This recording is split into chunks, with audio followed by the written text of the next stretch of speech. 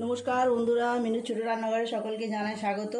আজ তো জন্মাষ্টমী, সবার ঘরে তো জন্মাষ্টমীর পুজোর আয়োজন করা হচ্ছে। তো আমাদের বাড়িতেও জন্মাষ্টমী পুজো হবে, তার জন্য আমাদেরও ব্যবস্থা হচ্ছে। আমি এদিকে রান্নাঘরে চলে এসেছি ভোগের আয়োজন করতে, ওদিকে শাশুড়ি মা ঠাকুরের পুজোর জোগাড় করছে।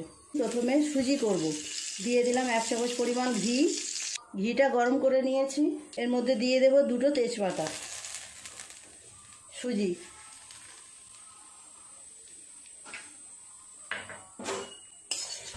ভালো করে নেড়ে চেড়ে সুজিটা লাল করে ভেজে নেব।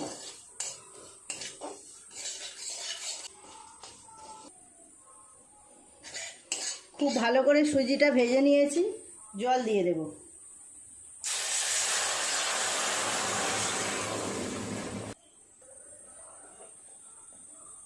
খুব অল্প একটু নুন দেব, দিয়ে দেব চিনি।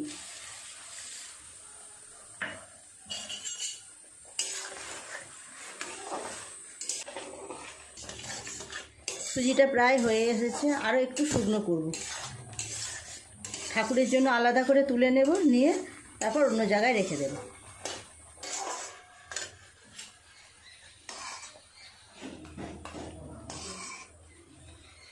ঠাকুরের জন্য বাটিতে তুলে নিচ্ছি। সুজি তো করা হয়ে গেল, এবার আলু ভাজা করব। কড়াই তেল চাপিয়ে দিয়েছি, তেলটা গরম করে নিয়ে আলুগুলো দিয়ে দেব।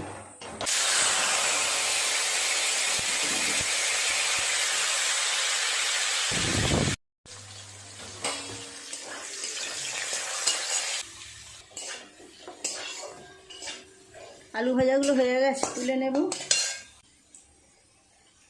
আলুর দমটা চাপাবো, দিয়ে দেবো এই তেলের ওপরে 2টো শুকনো লঙ্কা, একটা তেজপাতা আর গোটা জিরে 1 চামচ।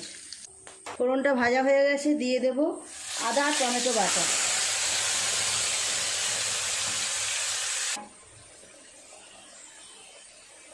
হলুদ গুঁড়ো দেব, নুন দেব স্বাদ মতো, অল্প একটু জল দিয়ে দেবো মশলাটা যাতে পুড়ে না যায়। লঙ্কা গুঁড়ো দেব 1 চামচ পরিমাণ। খুব ভালো করে মশলাটাকে কষিয়ে নেব।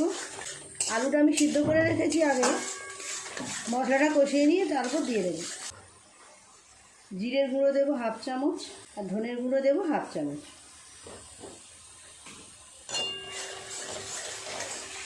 মশলার কালারটা এসেছে দেখুন।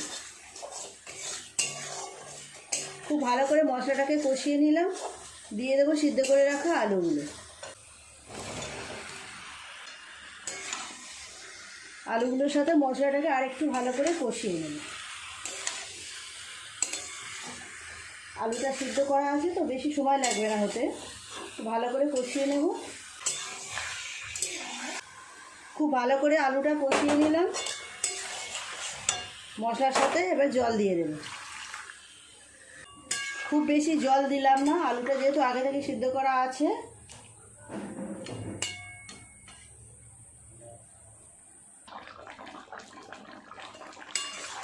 আলুর দম পুরোপুরি রেডি। এই রকম গ্রেভি নামাবো, আর একটুখানি ঠান্ডা হলে এই গ্রেভিটা কমে যাবে। ঠাকুরের জন্য আলাদা করে আগে তুলে নেব, নিয়ে তারপর আমি অন্য জায়গায় রাখবো।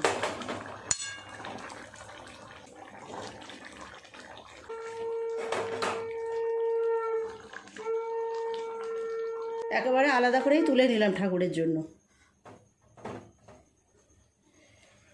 সব হয়ে গেল মোটামুটি। এবার লুচিটা শুধু ভেজে নিলেই হয়ে যাবে। ময়দা মেখে রেডি করে নিয়েছি। কড়াই পরিষ্কার করে আবার চাপিয়ে দিয়েছি। লুচি ভাজার জন্য তেলটা দিয়ে দেব।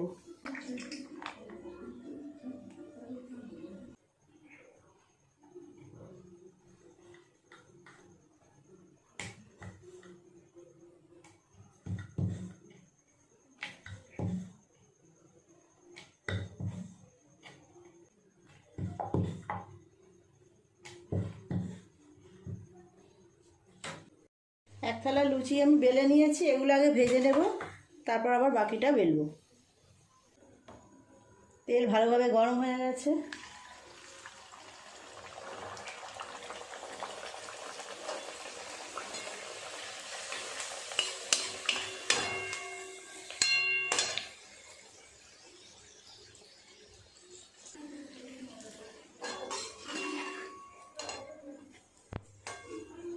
এই লুচিগুলো একেবারে তুলে ঠাকুরের জায়গায় আগে নিয়ে নেব।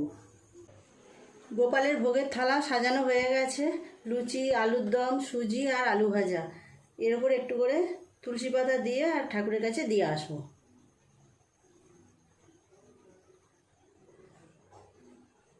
বন্ধুরা, আজকের গোপালের ভোগের থালাটা তো সাজানো হয়ে গেল, দেখলেন। আজকের রেসিপিগুলো কেমন হয়েছে অবশ্যই কমেন্ট করে জানাবেন। ভালো লাগলে একটা লাইক করে দেবেন। আমার চ্যানেলটি এখনও পর্যন্ত যারা সাবস্ক্রাইব করেননি, প্লিজ আমার চ্যানেলটি সাবস্ক্রাইব করে পাশে থাকা বেল ঘন্টিটা ক্লিক করবেন। তাহলে যখনই আমি এরকম নতুন নতুন রেসিপির ভিডিও আপলোড করব, সবার আগে তো আপনার নোটিফিকেশনে পৌঁছে যাবে। সবাই খুব ভালো থাকবেন। দেখা হচ্ছে পরের দিন নতুন কোনো রেসিপির সাথে। নমস্কার।